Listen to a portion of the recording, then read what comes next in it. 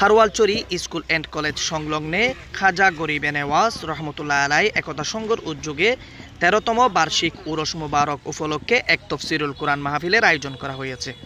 উক্ত তফসিরুল কোরআন মাহফিলে জনাব মৌলানা মোহাম্মদ ইয়াকুব সাহেবের সভাপতিত্বে প্রধান বক্তা হিসাবে উপস্থিত থাকছেন আন্তর্জাতিক খ্যাতিসম্পন্ন মুফাসসিরে কোরআন পীরে তরিকত হযরতুল আল্লাম জনাব মৌলানা আবুল কাশেম নুরি সাহেব।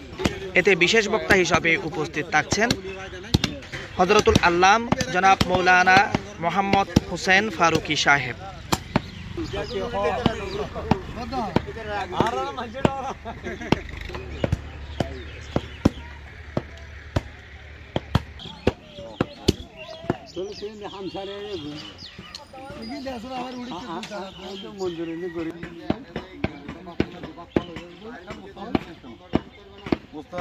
মশলা ফরফর গেলাম পরে